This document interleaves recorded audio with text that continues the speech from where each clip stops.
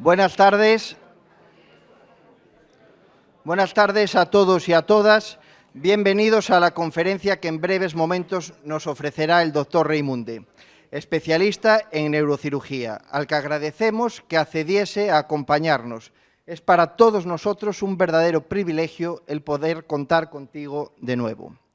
Estas conferencias de carácter divulgativo también tienen el objetivo de unir a nuestros vecinos, pero no solamente a los de nuestra parroquia, que nos acompañen vecinos y vecinas de otras parroquias, amigos y amigos de Lugo, realza la labor que intentamos llevar a cabo. Nosotros, desde la asociación, tenemos claro que el objetivo debe de ser el de unir y llegar cada vez a más vecinos, no limitar, ni restringir, ni intentar dividir.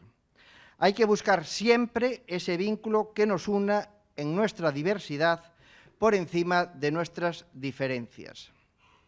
Expresar nuestro cariño y agradecimiento a la dirección del Hotel Torre de Núñez por continuar permitiéndonos disfrutar de estas magníficas instalaciones para nuestras actividades. Es muy necesario ponerlo en valor y más en la actualidad por su colaboración y cooperación y de una manera totalmente altruista. Para Torre de Núñez, lo primero son sus vecinos y vecinas, como llevan demostrándolo y continúan durante muchos años. Nos sentimos verdaderamente muy agradecidos al Servicio de Audiovisuales de la Diputación de Lugo por prestarnos su ayuda técnica y humana para que todo salga a la perfección. Agradecimiento especial a su directora, Marga Soilán, y a Pablo Rivera, diputado provincial responsable de esta labor. Nos pone muy contentos y orgullosos la confianza que demuestra el doctor Reimunde con nuestra parasociación. Muchas gracias. Pedro Reimunde nació en Foz, criado en Alfoz y adoptivo de la comarca de Burela. Neurocirujano en el Hospital de Lugo, profesor asociado de Patología Quirúrgica en la Universidad de Coruña, doctor en Fisiología Humana por la Universidad de Santiago de Compostela y licenciado en Ciencias del Deporte y diplomado en Fisioterapia por la Universidad de Coruña. Autor de muchas publicaciones en congresos nacionales e internacionales y en revistas científicas de alto impacto.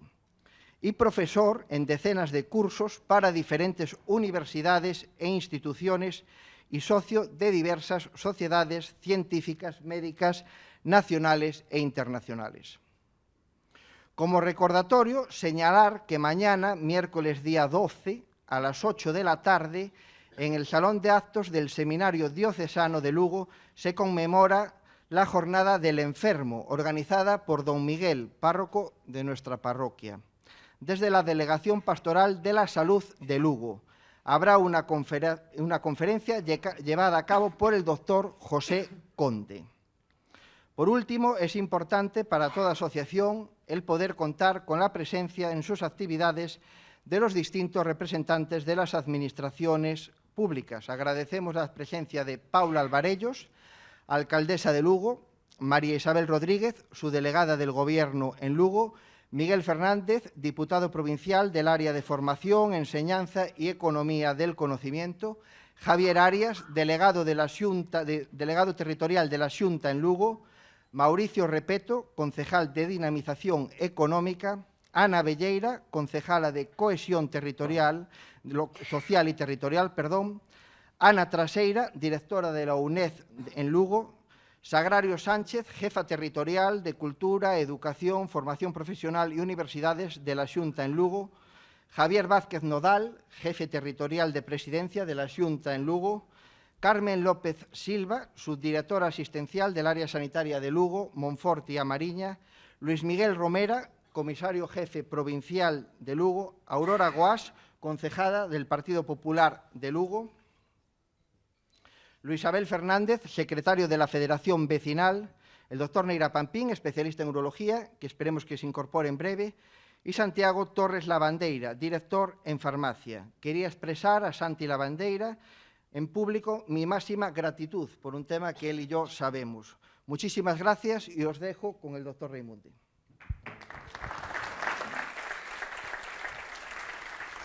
Me levanto ya, ¿no?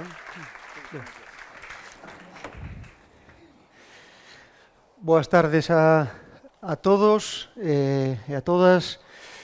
Primeiro, dar as gracias a Carlos e a Asociación de Veciños de Conturiz e cidadáns da cidade de Lugo pola invitación e por vir aquí a escoitar esta conferencia. Esperemos que seña do voso agrado. E ademais, quero agradecer a Carlos. Eu xa dixen isto máis veces cando vin a dar aquí conferencias.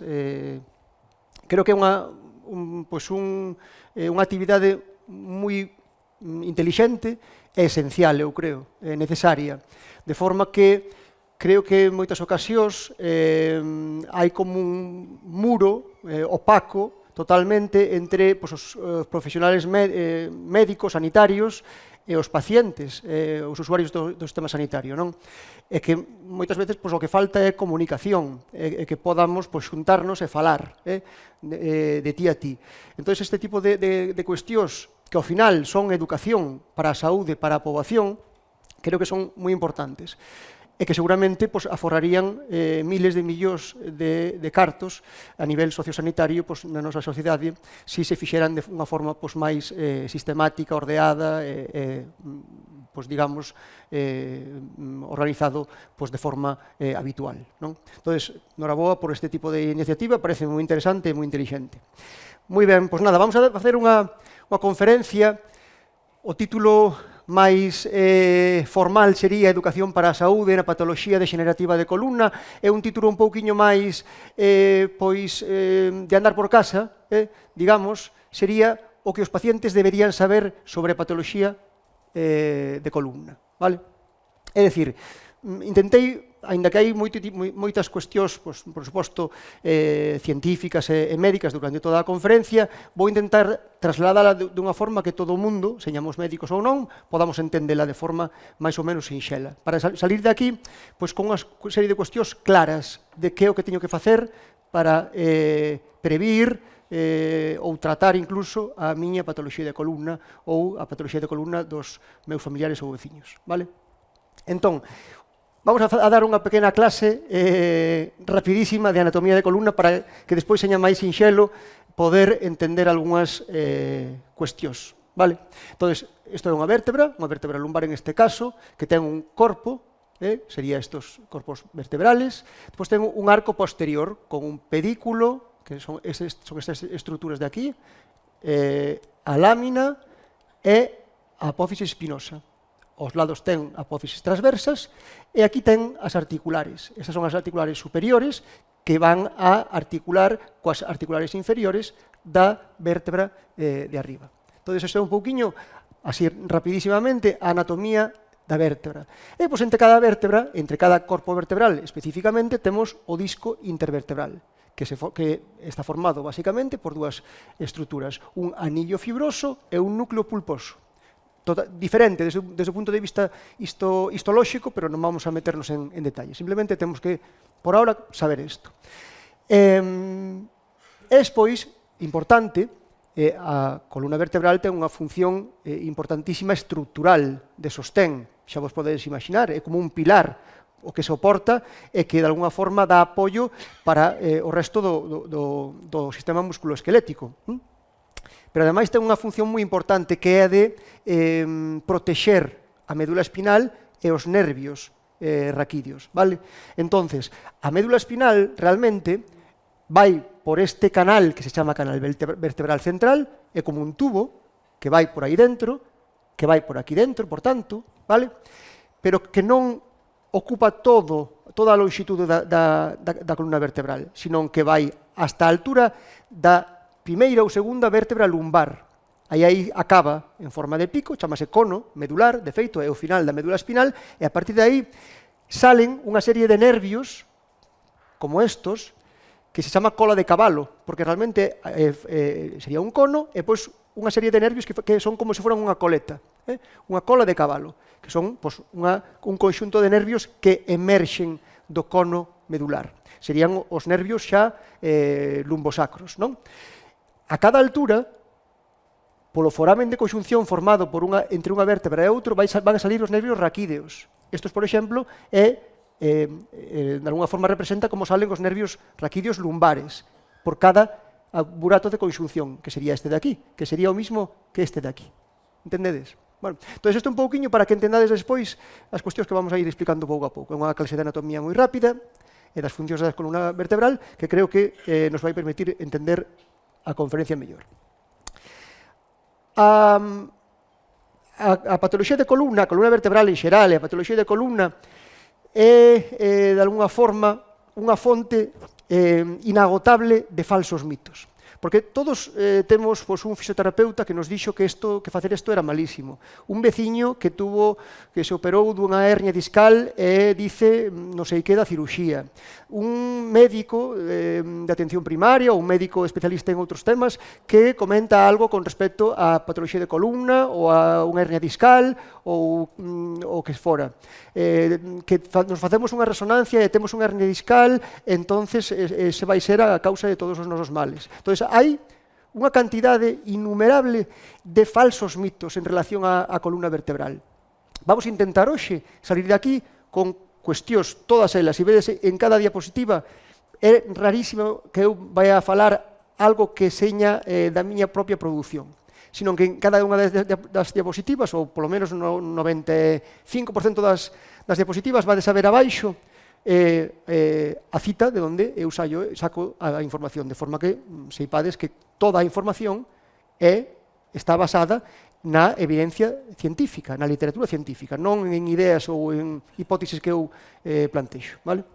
Entonces, para romper un pouco o xeo, vamos a facer como unha especie de trivial. Non vamos a contestar ni levantar a mão ni nada, vamos a ir un poquinho máis rápido para avanzar. Pero pensado para vosotros, eu enseguida vos dou a solución. Vale? Entonces, é para romper o xeo, para que vexades a cantidad de falsos mitos que podemos ter en relación á patoloxía de columna, especialmente en relación ao disco intervertebral. Entonces, empezamos con isto. Que credes que é máis agresivo para o disco intervertebral soster un peso de 20 kilos cos brazos extendidos diante do peito, cando sempre se nos dice que temos que levantar os pesos pegados ao corpo, non?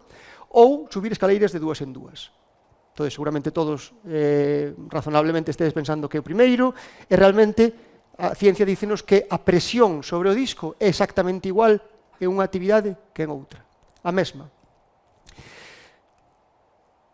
Canto credes que daña o disco intervertebral os traballos físicos duros realizados durante toda unha vida? É dicir, imaginadevos, aquí, además na provincia de Lugo, un gandeiro da Terra Chá, coa súa explotación agraria, que ten que facer moitas actividades de coller pesos, de transportar, de tractor, etcétera. Por exemplo, por poñer un exemplo, dunha vida claramente con traballos físicos duros. Credes que isto afecta moito, afecta pouco, non afecta? Seguramente estedes pensando que debe afectar bastante para o disco intervertebral. E realmente non afecta casi nada.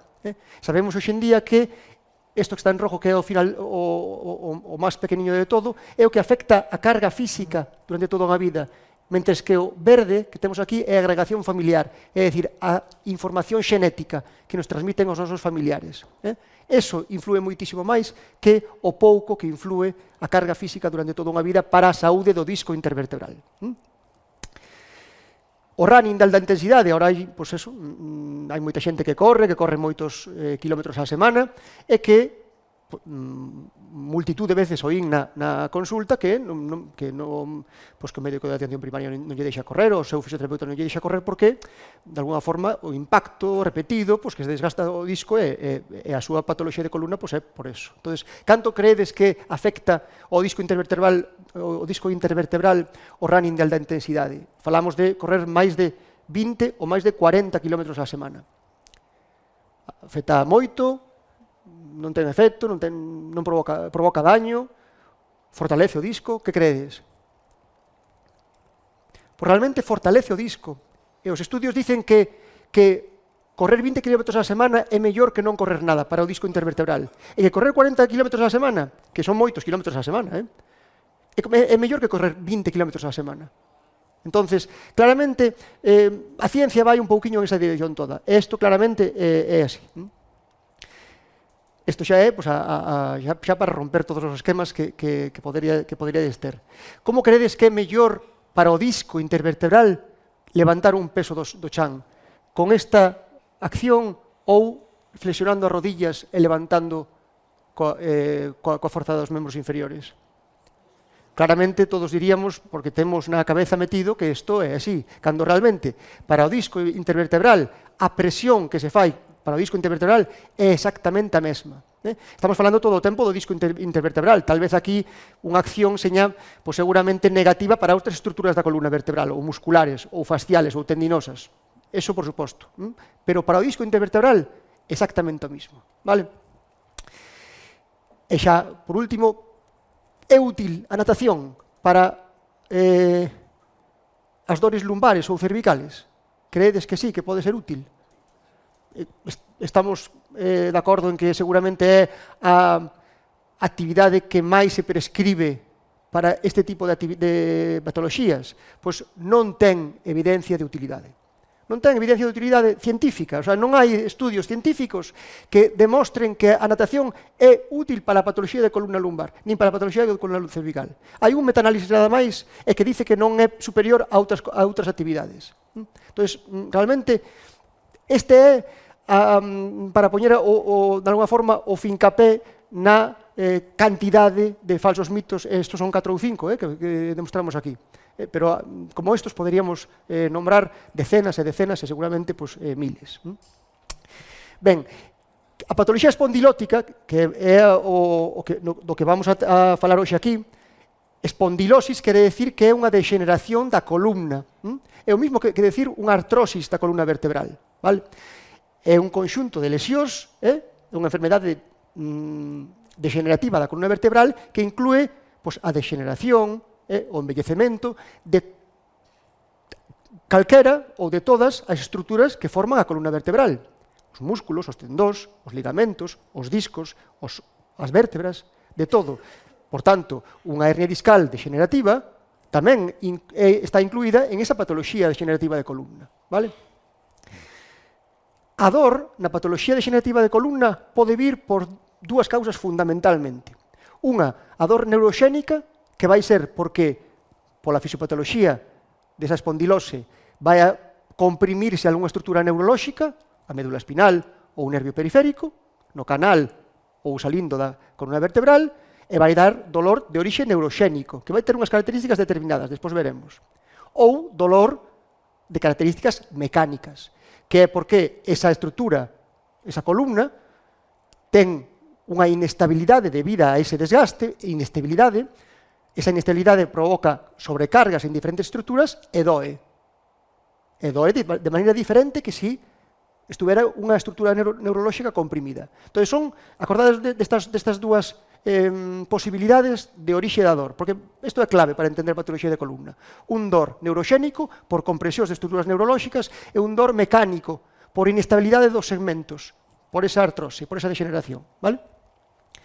E unha cousa importantísima na patoloxía de columna é que a intensidade da dor non correlaciona coa magnitude dos cambios artrósicos na resonancia magnética, por exemplo. O sea, podemos ter unha resonancia magnética horrorosa e estar asintomáticos. E ter unha resonancia magnética perfecta e estar incapacitados pola dor lumbar. Iso pode ser na patoloxía de columna. E non é... Os pacientes enfadanse con este tipo de cuestións. Pero como que teño unha resonancia perfecta? Se non estou incapacitado. E de alguna forma, teñen que saber que iso pode ser perfectamente. E é que iso non quere decir que se esteñan inventando a patoloxía. Pode doer moito sin haber alteracións na resonancia. Iso é normal. Ben, esta é a fisiopatoloxía habitual na espondilose, na artrose de columna. Existe unha mobilidade, unha estabilidade alteradas en diferentes segmentos lumbares. Esta inestabilidade biomecánica leva a hipertrofia, a desgaste de estruturas da columna vertebral.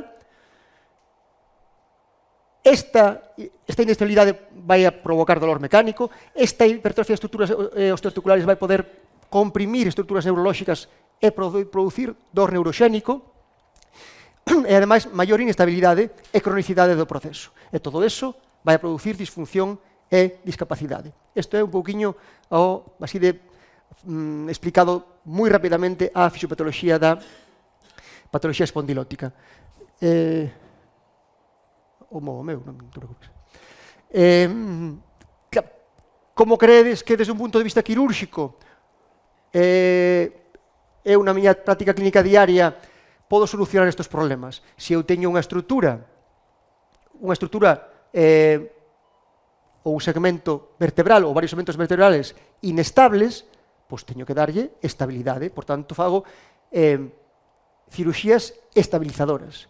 Se o que teño son compresións de estruturas neurolóxicas, o que vou facer é descomprimir esas estruturas neurolóxicas. Por tanto, fago cirurxías descompresivas. Isto é un pouquiño a explicación. Que pasa na maioría dos casos? Que non son síndromes patolóxicos puros, solamente mecánicos, solamente neuroxénicos, e que son mixtos. Por tanto, facemos cirurxías mixtas combinadas, pois descompresivas e estabilizadoras. Eso pasa en moitas ocasións. Vale? E o exercicio físico, por suposto, no cal falaremos en esta charla, super importante como tratamento para este tipo de patoloxías, pode permitirnos en cada un destes pasos fisiopatolóxicos poder solventar ou tratar a enfermedade. Vale? Vamos a intentar, estos serían un pouquiño as patoloxías máis importantes espondilóticas, de columna degenerativa. Vamos a intentar ver a lumbalxia mecánica e cervicalxia mecánica, porque son de largo as máis prevalentes e incidentes na sociedade, e, digamos, tamén a dor radicular de orixe espondilótico, pois, basicamente, pois, as hernias discales compresivas que producen lumbociatalxias ou cervicobraquialxias. Eso vamos a intentar verlo con un poquinho máis de calma, e, se nos dá tempo, vemos un poquinho o que é a estenosis de canal lumbar, que tamén ten importancia pola súa pois, gran incidencia na poboación de maioridade.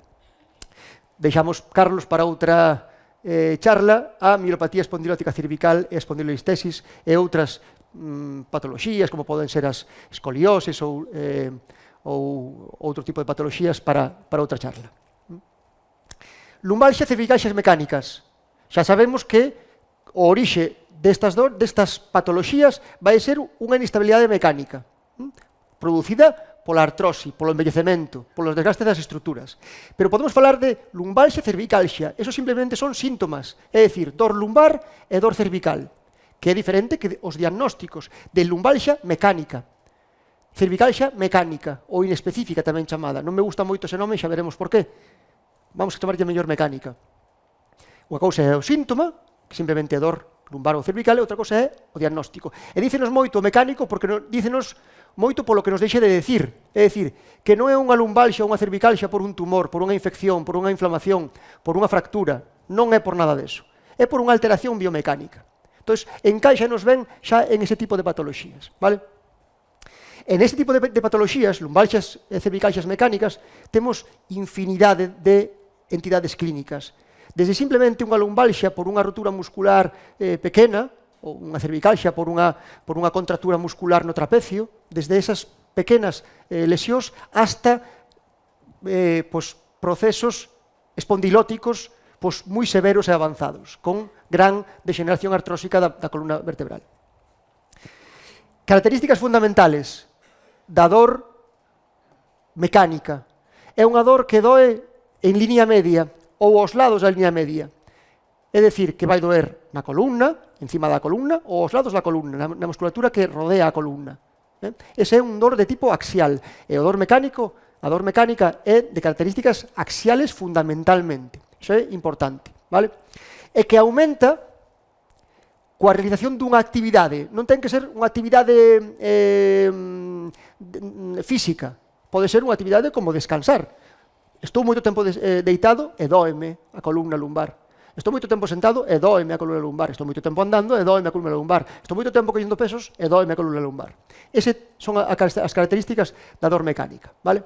Non é irradiado, é dicir, non dá dor a distancia, ou non ten por que dalo. Ou polo menos non ten, esa dor non sigue un dermatoma. Xa veremos o que é un dermatoma. E xa veremos por que pode dar dor irradiado. Pero, en xeral, é un dolor en línea media, pegadiño á columna ou na columna. É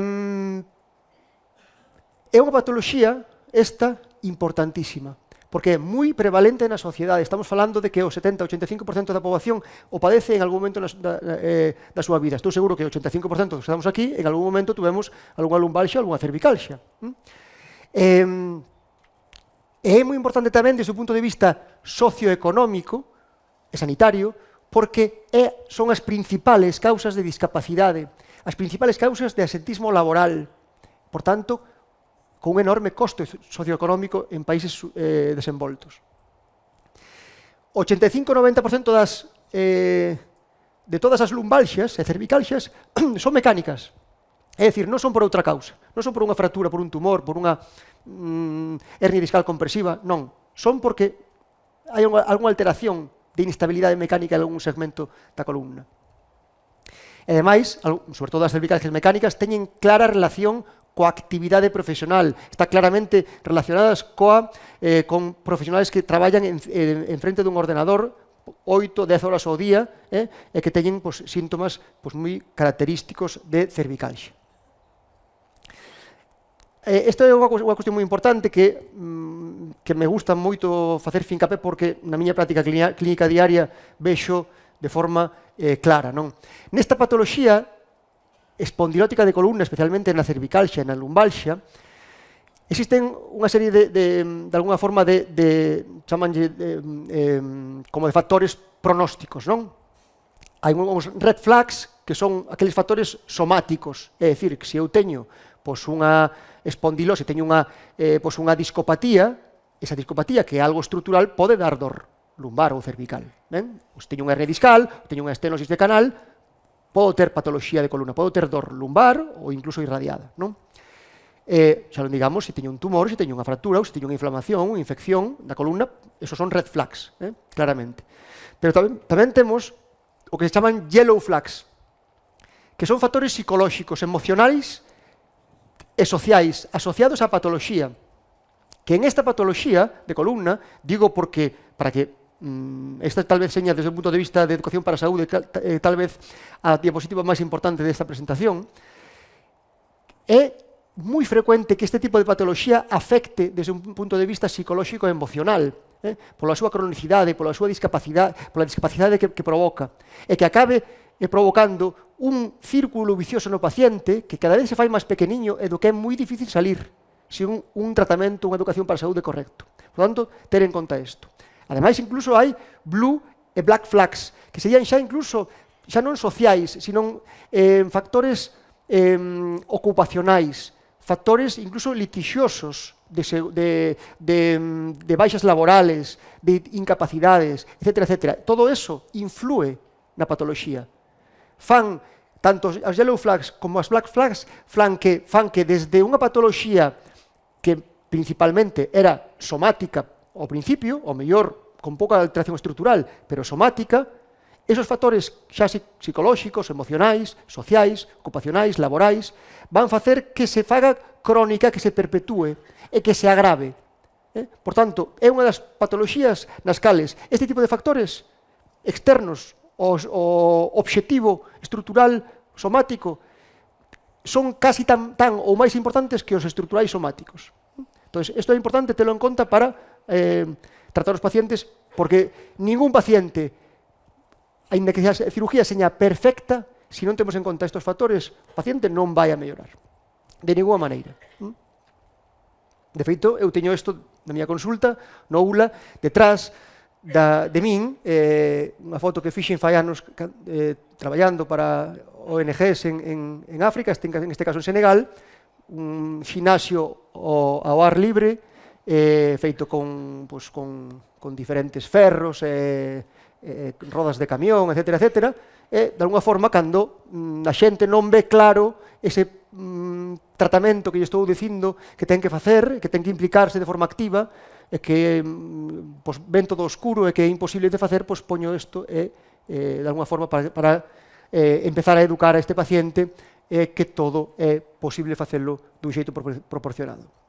Ben, cando temos que facer, se temos un dolor de espalda, un dolor de columna, lumbar, un dolor cervical, cando temos que empezar a facer pruebas de imaxe, cando temos que empezar a movernos? Pois sabemos que, hoxe en día, sabemos que a maioría non sei se o puxen por aquí antes, creo que non, a maioría das lumbalxas e cervicalxas melloran no tempo de 4 ou 6 semanas. E incluso moitas delas non volven a ocurrir nunca máis.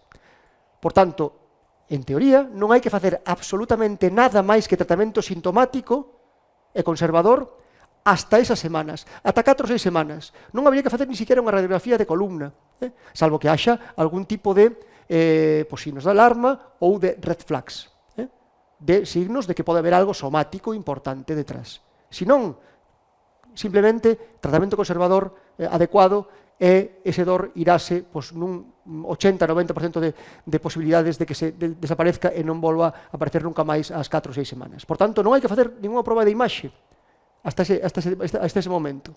De acordo? E a proba inicial, idealmente, sería unha resonancia, porque aí podíamos ver todo. Oso e partes blandas. E que podemos ver nunha resonancia de un paciente con lumbalxia? Pois podemos ver unha degeneración, lumbalxia ou cervicalxia, podemos ver unha degeneración discal. Aí, gradacións, clasificación de Firman, que gradúa isto. Podemos ver como os platillos articulares dos corpos vertebrales, xusto arriba e abaixo do disco intervertebral, se poden estar degenerados tamén. E podemos clasificar, graduar a intensidade desa degeneración. Podemos ver que características ten esa alteración do disco, se está abombado, se está herniado, se está adelgazado, se ten algunha fisura anular. Podemos velo. E todo isto pode ser orixe de dor. Hai dor que é de orixe discoxénico. O disco como xerador de dor lumbar. Pero de dor mecánico, estamos falando, Ademais, sabemos que o disco intervertebral en condicións normales ten unha inervación, é dicir, ten nervios que o inervan, que recollen información sensitiva e nociceptiva da dor dese disco, que normalmente son nervios que están na periferia do disco, son poucos e na periferia, pero nos discos enfermos, degenerados, esa inervación distribúese de forma homoxénea por todo o disco e recolle máis información, por tanto, ten máis capacidade para doer ese disco, os discos degenerados. Isto sabémoslo hoxe en día. E ademais as facetas articulares tamén poden estar inflamadas, as facetas como podemos ter unha rodilla ou un ombro inflamado e con líquido intraarticular, con edema, e que doe unha rodilla, que doe un ombro, exactamente igual ás articulacións da columna vertebral. Se están sobrecargadas porque están inestables, outras estruturas, elas mismas, e se sobrecargan as superficies articulares, vanse edematizar e van doer, e tamén é outro orixe de dor lumbar ou de dor cervical. ¿Vale? Este tipo de dor facetario podería dar dor irradiado hacia os membros inferiores, no caso da columna lumbar, hacia os membros superiores, no caso da columna cervical. Pero non sigue un traxecto neurolóxico, senón que é un traxecto máis parcheado. Isto teríamos os que deixaran nosotros, os profesionales, saber distinguir se é algo neuroxénico ou é algo facetario. E despois, a columna vertebral ten unhas curvas normales, ten unha lordosis cervical, ten unha cifosis dorsal e unha lordosis lumbar. E se as curvas están aí é por algo, porque fai miles e miles de anos, cando nos puxemos de pé, cambiamos a estrutura da nosa columna vertebral e conformamos estas curvas porque é máis estable a columna vertebral desta forma que sin curvas, que sin estas curvas. E se están aí é por algo. E se non están, entón tamén é orixe de inestabilidade e de dor mecánico lumbar ou cervical. Que temos que facer entonces en esas primeiras 4 ou 6 semanas ou incluso algún tempo despois? Pois sempre tratamento conservador. Nunca se fai un tratamento quirúrxico de inicio, salvo que haxa signos de alarma, sobre todo neurolóxicos, neuroxénicos. Que facemos como tratamento conservador? Pois o repouso en cama? Non. Non indicado de ninguna forma. O menos posible, 2-4 días como máximo, e manterse todo activo posible, é clave. En canto podamos comezar a andar, ainda que sea con molestias, comezamos a andar, porque cando antes empezamos a andar, antes empezamos a movernos, antes vai pasar esa lumbalxia, esa cervicalxia. Educación, isto que estamos facendo agora, é importantísimo. É tratamento analxésico e sintomático, AINES en fase aguda e analxésicos en fase subaguda crónica. Clara evidencia de que a rehabilitación, sobre todo o exercicio físico, ten utilidade desde o punto de vista científico para solucionar esta patoloxía. Non está recomendado nin esteroides, nin colchicina, nin antidepresivos, nin TENS, nin tracción, nin diatermia, nin criotermia ou crioterapia, nin ultrasonidos, nin órtesis, nin biofeedback, nin acupuntura, nin infiltracións ligamentosas ou de puntos gatillo. Non están recomendadas porque non teñen evidencia de utilidade. O tabaco ten clara relación con as lumbalxias que van mal, aquelas que teñen peor pronóstico, exactamente igual que a obesidade. Ademais, tamén podemos facer a cabalo, entre tratamentos máis conservadores e quirúrxicos, algo intermedio, que son as infiltracións. As infiltracións, basicamente, é pinchar con unha agulla na columna vertebral en diferentes estruturas e deixar aí o medicamento. Ou queimar algunha estrutura con radiofrecuencia. Vale? Teñen indicación e teñen utilidade, pero son tratamentos sintomáticos, non soluciona o problema. Vale? E despois o tratamento quirúrxico. Cando temos que operar unha lumbalgia mecánica? Pois despois de haber feito un tratamento conservador correcto durante un tempo prolongado.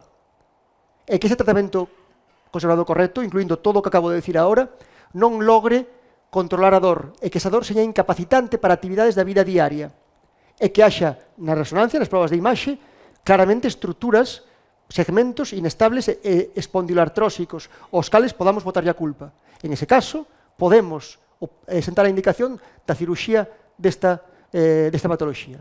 E que se a dor é mecánica, fundamentalmente, porque estamos falando de lumbalgia ou cervicalgia mecánica, se a dor é mecánica, que tipo de ciruxía credes que vamos a facer? Unha ciruxía estabilizadora ou unha ciruxía descompresiva?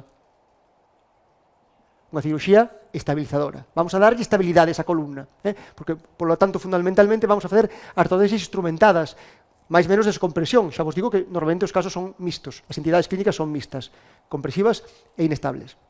Como facemos isto? Pois basicamente poñendo tornillos a través dos pedículos nas vértebras, un a cada lado, por suposto, e unindo as súas cabezas con unhas barras laterales, de forma que eses segmentos queden fijados. E despois, sacando o disco e poñendo un cajetín no seu lugar, unindo un corpo vertebral co outro. De forma que quede fixada a columna vertebral 360 grados por diante e por detrás. Vale? O disco intervertebral podemos sacalo desde diferentes abordajes e implantar diferentes cajetines. Neste caso, isto sería un PLIF, isto sería un TLIF que se pon transarticular, un pouco máis lateral. Estos son ejemplos de pacientes meus, por suposto, todos os pacientes firmaron co consentimento para que eu poda mostrar as imaxes. Tornillos transpediculares, e vemos aquí o cajetín intersomático, se nos fijamos ben, cajetín intersomático e tornillos transpediculares. O mismo nun escáner, cos tornillos transpediculares e os cajetines intersomáticos, e se vos fijades aquí a descompresión, aquí temos espinosas e aquí non temos nada. Está o canal descomprimido por detrás, porque este paciente facíalle falta esa descompresión tamén, además de fijar. Aquí vemos outros cortes axiales, cos tornillos e cos cajetines, pero tamén podemos poñer os cajetines. Hoxe en día xa este abordaje, aínda que o fixemos hasta fai pouco, está xa pois un pouquiño obsoleto, podemos decir, e facemos hoxe en día pois, o ALIF e o LIF por diante, desde a barriga, accedemos á columna lumbar e poñemos cajetines máis grandes e que fijan mellor a columna vertebral lumbar, como este de OLIF ou este de ALIF ou este de OLIF. Este é un exemplo de como facemos o abordaxe para a columna vertebral, para facer o LIF ou OLIF. Este é un exemplo dun paciente con un cajetín posto por diante por unha abordaxe anterior. É rara a indicación de ciruxía para unha cervicalgia mecánica, eminentemente rara. Pode habela, case sempre asociada a outras enfermedades sistémicas, pero tamén pode ser posible facer unha indicación de unha ciruxía estabilizadora por unha cervicalgia mecánica. En este caso vemos un exemplo con dous cajetines cervicales postos por vía anterior. Bien, e pasamos agora a outra serie de cousas. Si falamos por agora de dor mecánica e ciruxías estabilizadoras, tratamento conservador e ciruxías estabilizadoras, agora vamos a falar de dor neuroxénica. A dor neuroxénica máis, digamos, clara como exemplo, que algo na columna comprime un nervio, e ese nervio vai a doer, cunhas características determinadas, moi diferentes ás que acabamos de explicar agora. En este caso, é un dor agudo, constante, da igual a posición que nos poñamos. Prácticamente, doe de forma continua hacia unha extremidade. Se é lumbar a dor, se é lumbar a causa, será hacia os membros inferiores. Se é cervical a causa, será hacia os membros superiores. E sigue un trayecto constante, un trayecto determinado, que o paciente pode marcar incluso a punta de dedo. O dor empezame aquí, e baixame por aquí, por aquí, por aquí, por aquí, por aquí, por aquí. Isto é moi importante para nosotros como información, porque nos marca exactamente a raíz que está afectada. E se esa raíz afectada nos coincide na resonancia con algunha alteración estrutural que pode afectala, entonces temos o diagnóstico xa feito. Entonces, sigue o que falamos de dermatomas, é dicir, unhos trayectos neurolóxicos que nosotros conocemos, non tens por que conocer, pero é así, de acordo? E ademais tamén afecta a miotomas, é dicir, ese nervio non solamente vai enervar unha estrutura, unha rexión da pel, estruturas corporais determinadas para recibir información sensitiva, sino que leva información motora para mover músculos. Uns músculos concretos cada raíz. E se temos unha paresia, unha debilidade en certo movimento, sabemos que músculo fai ese movimento, por tanto, sabemos que raíz pode estar afectada. Vale? Por eso, isto é clave no diagnóstico. Vale? E además, isto sabemos que este tipo de patologías aumenta cos probas de provocación. Por exemplo, se temos unha hernia discal lumbar e temos comprimida unha raíz lumbar, baixa sobre todo, e facemos un estiramento do membro inferior, co membro inferior extendido totalmente na camilla, é unha maniobra de Lasegue, unha proba de provocación radicular pues, clásica, vamos a aumentar ese dor, porque estamos estirando ese nervio que está comprimido. Este dor que é de orixe compresivo neurolóxico pode empeorar por probas de provocación, como pode ser esta que vos digo, o Lasegue en membros inferiores ou incluso os membros superiores, cando a causante dunha cervicobraquialxa é unha hernia discal cervical, normalmente levantar o membro superior e apoiarlo na cabeza fai que se relaxe. Neste caso non é de provocación, sino de relaxación. Relaxa a dor. Eso podemos dar información de que pode ser por esta causa. Entón, isto é un pouquiño para que tamén que saiades de aquí sabendo un pouquiño a nomenclatura e por que a veces falamos de protrusión ou de hernia discal ou de extrusión discal, etc. etc. Entón, isto é un disco normal. Un bulging ou abombamento sería cando o disco abomba circunferencialmente máis alá do que debería. Pero non hai ningún tipo de hernia. Unha hernia discal, estas son os tipos de hernia discal que hai. E pode ser unha hernia discal protruída ou protrusión discal, sería como a máis pequenas das hernias discales, cando a base é máis grande que a longitude, que a profundidade da hernia. Unha hernia discal extruída, cando é menos ancha a base do que é de larga ou de profunda hernia discal, ou incluso secuestrada, cando o fragmento de hernia discal está separado do resto do disco. Vale? Entón, isto xa é un poquinho de nomenclatura en relación a isto. Ademais, nosotros sabemos, en función de que espacio, por exemplo, existe un L4 L5, sabemos que se a hernia é moi central, que podería afectar a raíz L5, que é esta, que vai salir entre L5 e S1. Ou se é moi lateral, e afecta a raíz no foramen, salindo xa, podería afectar a raíz de L4.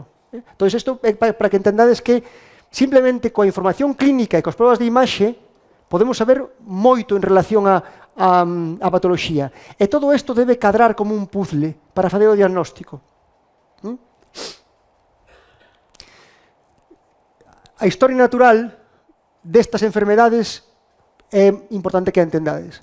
É que tamén, como pasaba coas lumbaxes cervicais mecánicas, 80-90% das dores radiculares compresivas por unha hernia discal melloran no plazo de 6 a 8 semanas, 80-90% dos casos. Por tanto, melloran e non volven a aparecer nunca máis. Por tanto, razonablemente, non debemos facer nada agresivo, nada que se saia do normal, digamos, hasta ese tempo, hasta esas 8 ou 9 semanas. Hasta esas 8 semanas, máis ou menos. Ou 6 ou 8 semanas. É dicir, non temos que facer ninguna proba de imaxe moito menos unha resonancia, hasta que pasen 6 semanas. A dor se mantén, é incapacitante. Aí sí que hai indicación de facer unha resonancia ou outra proba de imaxe. Sobre todo unha resonancia. E, sobre todo, non hai indicación, por moito que seña a dor, se non hai signos de alarma neurolóxicos, non hai indicación de facer ningún tipo de cirurxía, aínda que teña un dor incapacitante, teña que ir a urxencia, se teña que poñer tratamento por vía intravenosa, intramuscular, vía oral, estou afectado, non podo traballar. Sí, sabémolo, pero non hai que facer nada, porque facer unha cirurxía antes de 6 ou 8 semanas é malo para o paciente. Non é que non queramos facela nosotros, é que é malo. Estamos causando un daño maior que o beneficio que causaríamos esperando 6 semanas de tratamento conservador. Por tanto, importante eso. Non probas de imaxe e non tratamentos agresivos, quirúrxicos, antes de 6 ou 8 semanas. No dor radicular de orixe espondilótico cervical e lumbar, a non ser que haxa signos de alarma, que eso temos que ser nosotros que nos teñamos que distinguir. De todas formas, falaremoslos aquí. En ese momento, por que sucede isto? Porque o 66% das hernias discales, isto é algo tamén que os pacientes que se quedan como sorprendidos, porque é algo que non se suele saber, igual que unha hernia discal sale, se protrúe, ou se hernia, ou se secuestra, e cambia de posición ou se reabsorbe e deixa de ser compresiva. Eso pasa casi no 70% dos casos, que a hernia discal desaparece ou que cambia de posición e deixa de comprimir. E, por tanto, deixa de causar síntomas. Isto é a razón fundamental de que melloren a maioría dos pacientes. Todos os daqui nos fixéramos unha resonancia, máis do 1/3 de nosotros teríamos hernias discales. Asintomáticas, grandes algúns de nosotros seguramente, pero asintomáticas, non compresivas, e darnos igual eso, non pasa absolutamente nada. Entón, faríamos esta resonancia despois de 4 ou 6 semanas, non antes. En calquer momento, se hai red flags, déficits neurolóxicos fundamentalmente. Isto sería unha resonancia de columna lumbar cunha hernia discal grande, L4, L5, para central esquerda, en este caso. Este é o lado esquerdo, este é o dereito.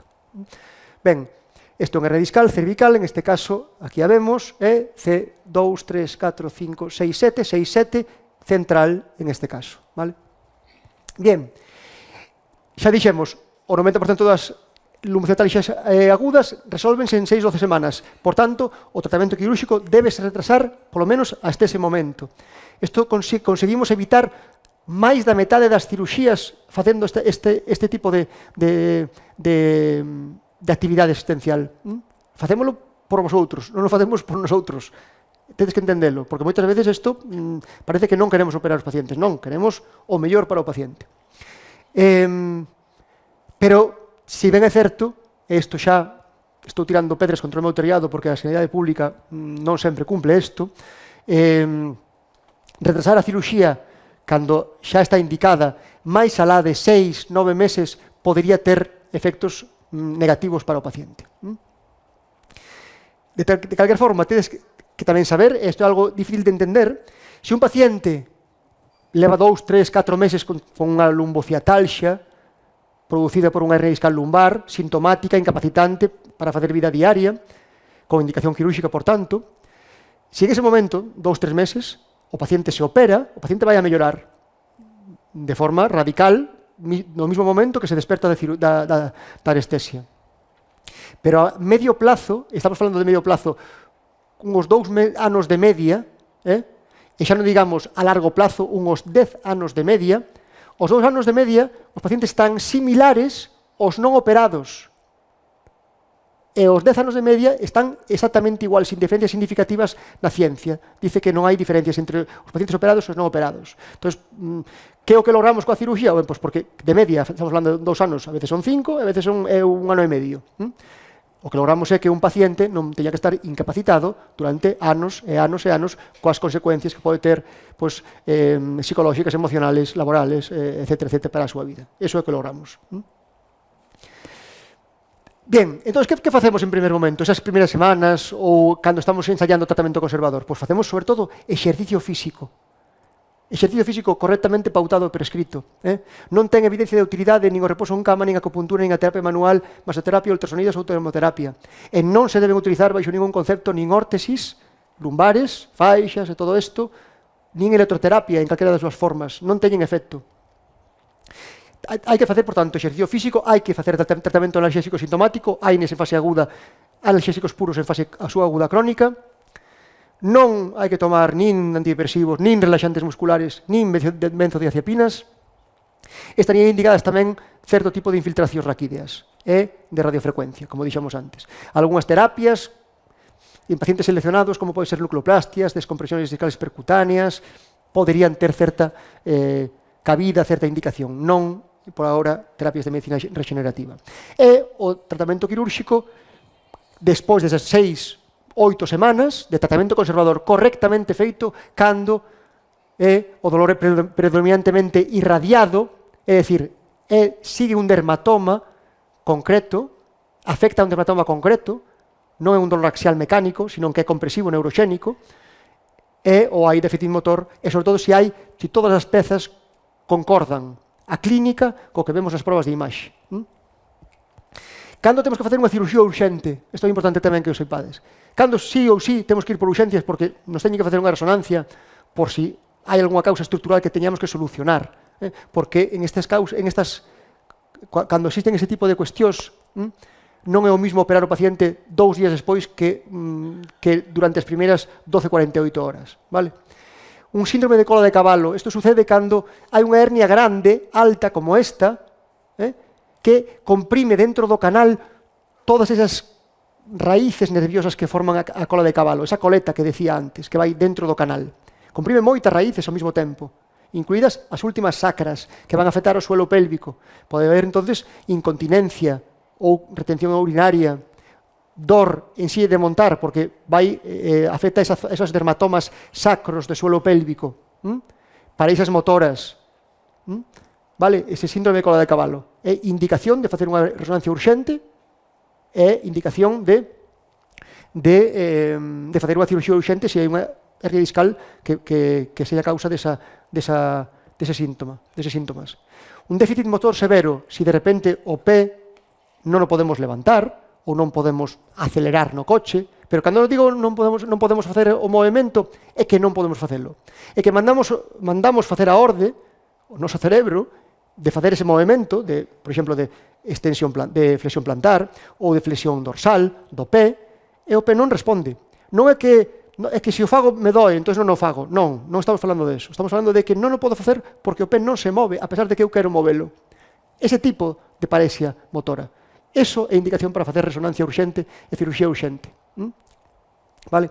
E outras, basicamente, son as dúas indicacións que son raras, moi raras, pero que podrían estar presentes e se o síndrome de cola de cabalo ou unha parexia motora está franca, están presentes, hai indicación de facer unha resonancia no mesmo momento e de facer unha cirurxía se hai unha causa estrutural que o provoque. E cirurxías preferentes no caso de mielopatía cervical, unha compresión da médula espinal a nivel cervical, de evolución subaguda, pois sería unha cirurxía preferente, ou un déficit motor pois que xa leva máis de 2 ou 3 días presente, xa non hai unha indicación de facelo de forma urxente, senón que habría que facelo canto antes, pero xa non importa facelo 4 ou 5 días despois. Vale? E que facemos para descomprimir? Pois facemos fundamentalmente, a nivel lumbar, unha microdisectomía. Utilizamos un microscopio que é este de aquí. Non é un microscopio pequeniño como habitual. É isto que temos aquí, con pantallas e con os visores. Estamos operando un campo moi pequeniño, chamase micro porque realmente o campo quirúrxico ten 2 centímetros de diámetro, nada máis. Estamos con micromovementos. Entón, é unha cirurxía moi pouco invasiva. Sacamos moi pouca parte da vértebra para entrar e para sacar a hernia discal e deixar descomprimido o nervio, que é o que facemos. Basicamente, facemos unha ventaniña aquí no oso e entramos para descomprimir a raíz que pode estar salindo por aquí o que pode estar salindo por aquí. E facemos unha ventanilla e descomprimimos, quitamos a hernia discal e descomprimimos esa raíz. Eso é o que facemos. Solamente eso. E ese é o indicado a facer no caso dunha hernia discal compresiva que causa unha lumbociotalgia ou unha cervicobraquialgia. No caso da cervicobraquialgia o que facemos é unha microdisectomía anterior, porque non podemos entrar por detrás, porque temos a médula espiral polo medio. E cando se trata dunha cervicobraquialgia por unha hernia discal cervical, entramos por diante. Entramos por diante, por unha abordaxe que é relativamente seguro, facemos moitísimas veces, ademais, no ano, e sacamos todo o disco, incluído a parte de atrás, que é onde está a hernia discal, e descomprimimos a estrutura neurolóxica que está comprimida por esa red discal. E aquí sí que poñemos un cajetín no lugar do disco para unir un corpo con outro. Estes son os cajetines que poñemos, a veces se son varios, pois poñemos unha placa anterior. Este é o resultado quirúrgico, pois co cajetín que vemos aquí, vale? Bien, e por último, vamos a ir xa acabando, catro pinceladas sobre a estenosis del canal lumbar. Quero nombrala porque é hoxe en día a indicación máis frecuente de cirugía de columna en xeral, e sobre todo en pacientes maiores de 65 anos. Isto o que sucede é basicamente que isto é un canal vertebral normal, isto é un canal vertebral estenótico. É o que falamos ao principio. Esa inestabilidade das estruturas, o corpo intenta defenderse desa inestabilidade hipertrofiando estruturas, intentando facelas máis fortes. E o que fai é comprimir estruturas neurolóxicas. Pode estar comprimidas dentro do canal ou emerxendo polos forámenes. Esa compresión neurolóxica vai a producir síntomas neurolóxicos, dolor neurolóxico. Neste caso, ademais, cando a estenosis é de canal central, hai un síntoma que é moi característico desta patoloxía, é a claudicación neuróxena. É dicir, o paciente comeza a andar, o paciente pode estar sentado, aguanta máis ou menos, pero comeza a andar, ou comeza a facer unha actividade, e anda unha serie de metros determinada, 500 metros, ou 15 minutos, e ten que parar. E ten que sentarse, porque lle doe moito a espalda e dor hacia os membros inferiores, sobre todo hacia os muslos, con formigueos, con corrientazos, con disestesias, con sensación de temperatura, de frío, de calor nas pernas. Espera un momentiño, descansa, 5 ou 10 minutos, e pode volver a camiñar outra vez, outro cuarto de hora, outros 500 metros, e volve a suceder outra vez. Chamase claudicación neuróxena, é característica desta estenosis de canal central. A estenosis é de receso lateral ou de foramen. Entón, o que vamos a ter é unha sintomatoloxía moi similar a que teríamos por unha hernia discal compresiva. Vale? Bien, e o que facemos para isto fundamentalmente é descomprimir. A indicación prínceps en este tipo de patoloxías é a laminectomía, é dicir, sacamos a parte de atrás da vértebra e deixamos descomprimido o canal. É un tubo, o cal lle sacamos a parte de atrás, e, por tanto, queda descomprimido ese tubo. E os nervios baixan libres polo canal. Isto é o que facemos normalmente. E deixamos, a veces, a descompresión máis fusión, pois a veces temos que facela cando hai datos de deformidade, cando hai estenosis foraminal sintomática, cando hai espondilolistesis, inestabilidade manifesta dese segmento, ou temos que sacar tantas estruturas da vértebra que o vamos a inestabilizar nos outros. Entón, descomprimimos e fixamos á vez. Vale? Bien, e xa para acabar, dúas notas sobre o exercicio físico que creo que é moi importante. En xeral, tedes que saber que en xeral na medicina, en calquer patoloxía, pero especialmente na patoloxía espondilótica, na patoloxía degenerativa de columna, calquer tratamento dentro do tratamento conservador que debedes facer, calquer tratamento que seña pasivo, é dicir, que vosotros non fagades, non sirve.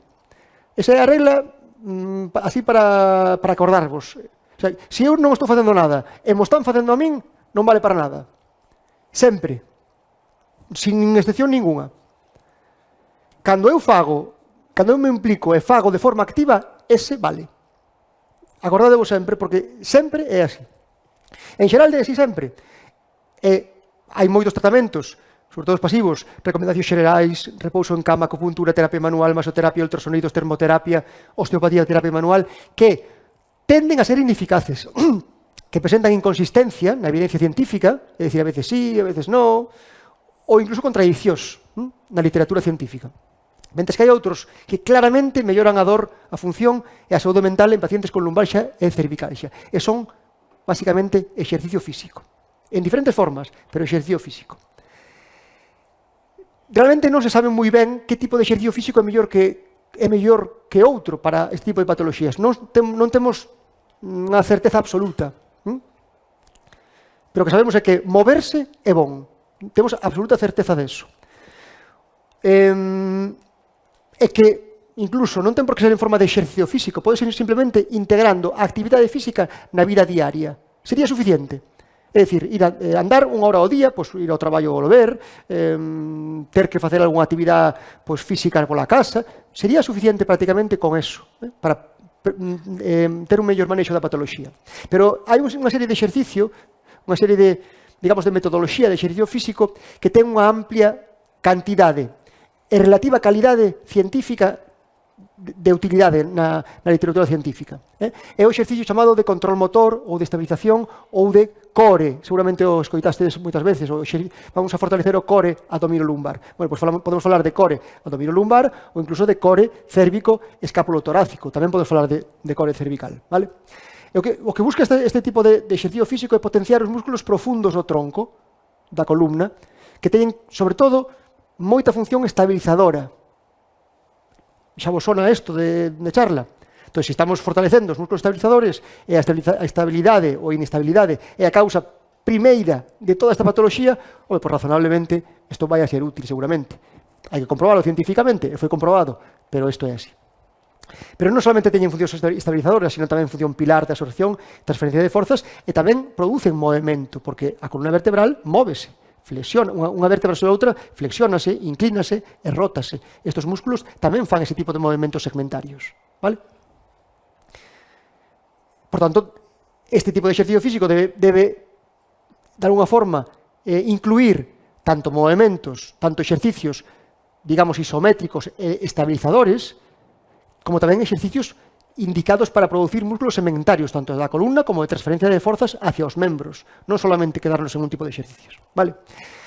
Está demostrado que os pacientes con lumbalgia mecánica teñen unha disminución de forza e resistencia nos músculos da columna, teñen atrofia muscular e infiltración destes músculos, sobre todo dos profundos. Teñen unha disminución da mobilidade da columna para compensar esta falta de forza dos músculos profundos. E teñen un retraso no inicio da actividade desta musculatura, é dicir, están débiles, son pequenos e funcionan tarde. Iso é un poquinho resumen dos músculos profundos tónicos nos pacientes con lumbalgia. E ademais sabemos que outros músculos que non son da columna propiamente, sino que cruzan a cadera, os glúteos, tamén teñen unha actividade, unha forza disminuída e alteran a articulación sacroiliaca, que é a seguinte, a que xunta, digamos, a columna cos membros inferiores. E ademais, sabemos que a debilidade de certos músculos, sobre todo os glúteos, afecta, é característica dos pacientes con lumbalgia mecánica, e que a disminución de forza e sobre todo de mobilidade e flexibilidade, de acortamento, digamos, de certos músculos como o piriforme, os isquios, os psoas e o tensor da fascia lata, é característica tamén deste tipo de pacientes. Por tanto, aquí temos xa o, digamos, o abanico de cousas que temos que facer nun paciente con patoloxía lumbar. Temos que este entrenamento de estabilización lumbar en pacientes con lumbalgia crónica comprobouse de forma amplia na literatura, en metaanálisis, todos estos, que mellora a función en visión global de recuperación, discapacidade de factores psicosociales, mellora a dor lumbar irradiada, mellora a forza e estabilidade da columna lumbar. E que ademais, se xuntamos forza e flexibilidade de músculos que cruzan a cadera, pois melloramos todos estes obxectivos.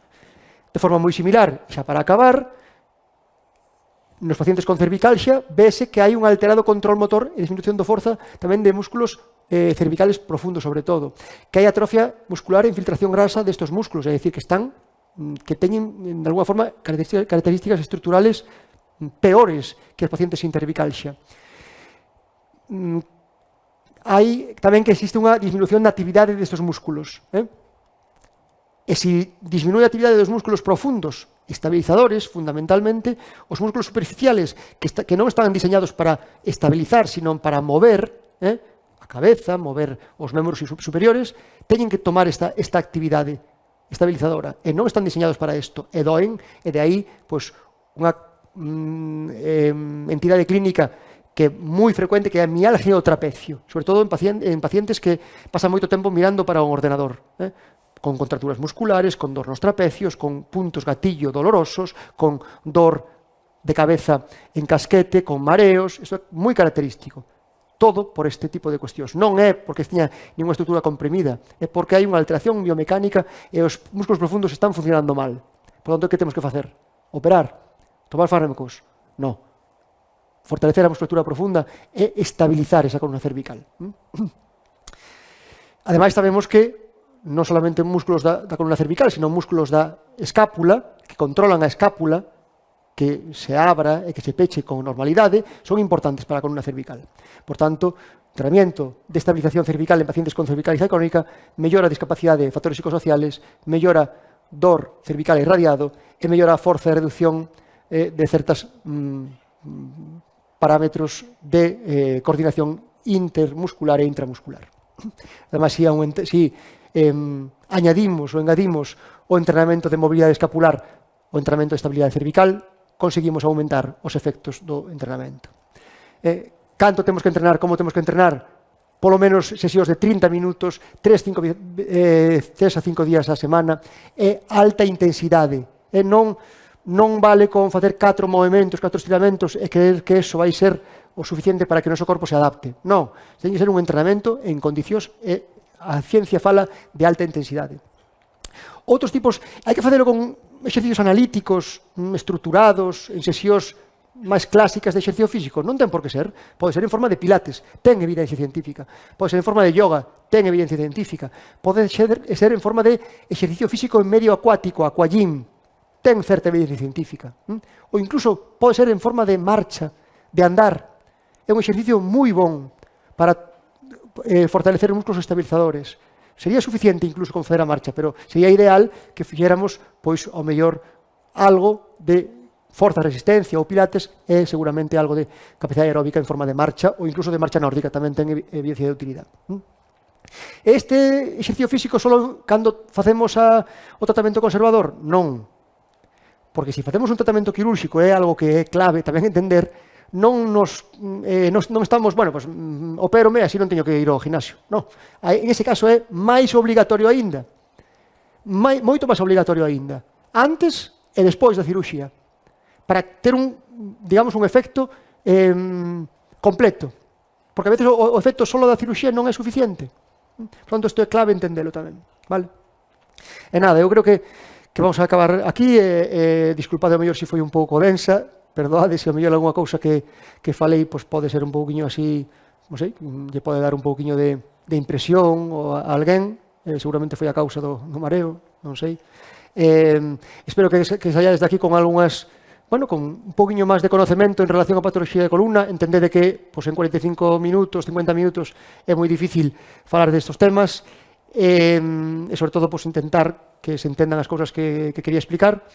E gardo que fora do voso gusto e que seña útil para todos vos. Vale, moitas gracias.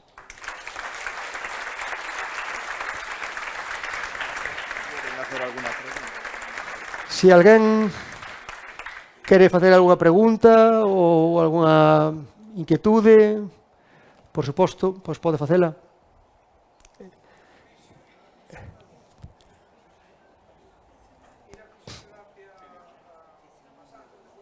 Claro, isto é algo tamén moi repetido.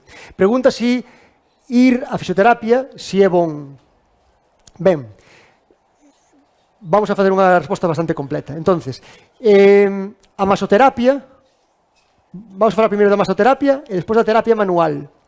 A terapia manual, de alguna forma, esas terapias nas cales se manipulan estruturas vertebrales que poden ter lesiones articulares funcionales, non? As manipulacións vertebrales, comúnmente chamadas. Entonces, calquera destas terapias, a masoterapia sobre todo, é un tratamento eminentemente sintomático. Sintomático. Se eu teño unha contratura muscular e fago un masaxe, unha masoterapia, pódeme aliviar esa contratura muscular. Pero non estou solucionando a causa da contratura muscular, que é a inestabilidade ou a alteración na columna que poda haber. Por tanto, pódeme aliviar un día, 2 días, 3 días o mellor a dor? Sí. Si buscamos eso, sí, está indicado. En fase aguda, está claramente indicado porque nos permite, seguramente, salir antes dese período agudo subagudo. Aí sí. En período crónico, de forma sintomática, sí, pode estar indicada, pero non soluciona a causa da enfermedade, por tanto, non soluciona a enfermedade. Non soluciona a lesión. Vale? As terapias manuales osteopatía, terapia manual, manipulación vertebral, teñen unha evidencia científica inconsistente. É moi difícil probar científicamente que ese tipo de terapias funcionen de forma aislada, porque aparte nunca se utilizan de forma aislada. Esa é un poquinho a crítica científica que se fai. De forma que é raro que solamente fagamos unha manipulación vertebral e nada máis como terapia. Entón, como terapia única, ten evidencia inconsistente na literatura. Ahora, nun proxecto, nun plan coherente de rehabilitación e readaptación xunto con exercicio físico e correctamente pautado, sí, seguramente teña a súa utilidade, por suposto que sí. Por tanto, isto pode nos permitir, este tipo de terapias manuales, osteopatía, manipulación vertebral, no seno de un programa de exercicio físico correctamente pautado? Sí, podría ter, sabendo que ten inconsistencia de evidencia na literatura científica, pero sí podría ter. Masoterapia como tratamento sintomático? Sí podría ter, pero recordade, non solucionan as causas fundamentales da patoloxía, que son as inestabilidades ou alteraciones estruturales que pode haber na columna vertebral. Por tanto, exercicio físico como tratamento conservador debe ser o principal con toda certeza. E na literatura é o que máis evidencia ten, por suposto. Sí. Yo le quería preguntar, relacionado con las típicas ciáticas, ¿no? Mi pregunta, bueno, para prevenirlas, que creo que ya me contestó con el tema del ejercicio físico, etcétera, pero cuando se padece una ciática, que normalmente suele ser ese periodo de tiempo que mencionaba antes, entre 4 o 6 semanas, lo típico, ¿no? Cuando te dicen, pon la manta eléctrica, el calor, le ponemos frío, y luego las típicas cremas de, bueno, Fisiocrem, ¿esto realmente es efectivo? Nada, en absoluto. Entonces, cremas non vai ter ningún tipo de utilidade. Pode haber algunha crema que poda ter algún tipo de utilidade en calmar o dolor por un mecanismo que é de porta de entrada. Podería ser dai, non porque vayamos a reducir a inflamación do nervio, nin que vayamos a eso, desde logo que non. Si, por teoría de porta de entrada, que, bueno, non vamos a meternos agora en eso, desde un punto de vista, basicamente, que son pomadas ou cremas que estimulan os receptores sensitivos, que de alguma forma están activando, están cortando a entrada de estímulos nociceptivos dolorosos. Esos poderían ter certa utilidade, pero non en exceso, ni moito menos. Entón, en ese caso, o mismo, lumbociatalxias agudas, tratamento sintomático conservador durante 6 ou 8 semanas. Que é tratamento sintomático conservador? Fármacos, AINES ou incluso algún corticoide en fase aguda, analxésicos puros en fase subaguda crónica, é dicir, 7 días, 10 como moito, AINES, corticoides e despois analxésicos puros en período subagudo e crónico. E manterse todo o activo posible. E exercicio físico. E aí si, ao mellor, tratamento sintomático de fisioterapia podería estar indicado, pois, electroterapia sintomática, termoterapia sintomática, masoterapia sintomática, podería estar indicado en fase aguda, pero só como tratamento sintomático. O que máis nos vai a facer volver a estar asintomáticos é actividade. Actividade. Tratamento sintomático para controlar os síntomas e volver a actividade canto antes. Vale?